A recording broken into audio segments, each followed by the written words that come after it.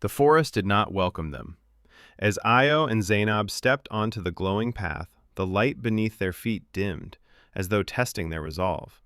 The trees leaned closer, their branches creaking softly, whispering in a language older than memory. With every step, the air grew colder. Zainab slowed. She felt it first, the sense of being watched. Not by eyes, but by memories. By spirits bound to the forest long before names were given to men. Io tightened his grip on the satchel. The calabash inside pulsed again, stronger this time. He could feel it now, not just in his hands, but in his chest.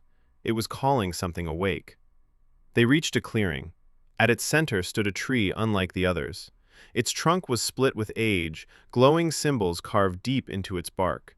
The ground around it was bare, untouched by grass, as if life itself refused to grow there. Zainab whispered his name. Io stepped forward. The moment his foot crossed the clearing's edge, the forest sighed. The wind rose, carrying voices, soft at first, then overlapping. Regret, fear, promises left unfinished.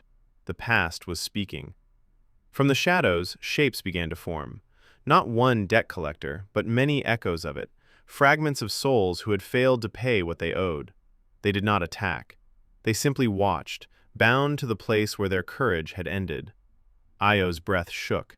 This was not a punishment, it was a warning. The calabash lifted from the satchel on its own, hovering between him and the ancient tree. Its light flared, and for a brief moment, the forest fell silent.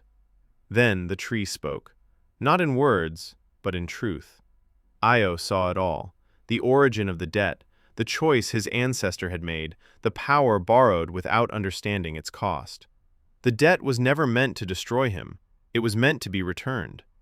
Zainab felt it too. She reached for Io's hand, grounding him as the vision faded. The spirits began to retreat, dissolving into mist. The forest eased, but the path ahead darkened once more. From deep within the trees, something stirred. The true collector had not finished its claim. As the calabash drifted back into Io's hands, he realized the truth at last. Episode 1 was about fear. Episode 2 was about understanding.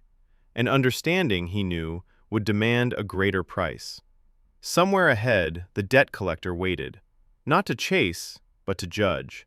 And this time, Io would have to choose what he was willing to lose.